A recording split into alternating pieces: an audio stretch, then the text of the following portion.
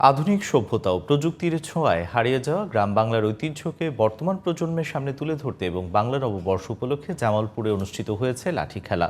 ঐতিহ্যবাহী এই লাঠি খেলা দেখে মুগ্ধ এলাকাবাসী। জামালপুর প্রতিনিধি আলী আকবরের রিপোর্ট, জানাচ্ছেন আব্দুল মালেক। ঢাক ঢোলের তালে তালে রঙিন পোশাকে সুসজ্জিত দুই দলের লাঠিয়ালরা। লাঠি খেলার কৌশলী নৃত্য, আক্রমণ, পাল্টা আক্রমণ এবং দৃষ্টিনন্দন ভঙ্গিমায় মুগ্ধ দর্শকরা।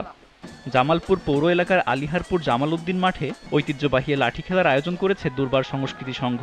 10 থেকে 15-20 বছর বয়স যাদের আছে তারা এই খেলা সম্বন্ধে অভিজ্ঞতা নাই।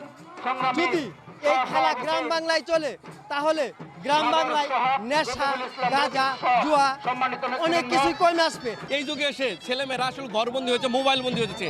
সেই মোবাইল বন্দি থেকে বের করে আনতে হলে অবশ্যই আমাদের লাঠি খেলাকে আরো গ্রাম থেকে সরিয়ে দেওয়া উচিত। লাঠি ঘোরানো, রিং খেলা, পানির খেলা সহ বিভিন্ন ধরনের খেলা দেখান লাঠিয়ালরা।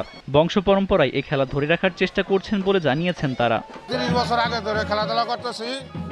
এই খেলাধুলাটা আমাদের কাছে খুবই ভালো লাগে, যার জন্য আমাদের ছেলে বা নাতি বা আশপাশে যারা ছেলে আছে তাদেরকেও শিক্ষা দিতেছি।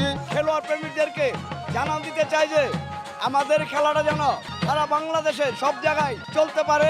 প্রতি বছরই এমন আয়োজন করার আশা করছেন আয়োজকরা। দীর্ঘদিন ধরে আমাদের মুরব্বীরা এই খেলা খেলতো, মাঝখানে এই খেলাটা বিলুপ্তের পথে ছিল। এই খেলাকে পুনরুজ্জীবিত করার জন্য আমাদের এই আয়োজন। আগামীতে যদি খেলোয়াড়রা খেলে আমরা এইরকম একটি খেলার আয়োজন আমরা পুনরাবার করব। মানুষের সদিচ্ছায় বেঁচে থাকবে বাংলার লোকজ সংস্কৃতি, ঐতিহ্য। আব্দুল মালেক, জিটিভি নিউজ।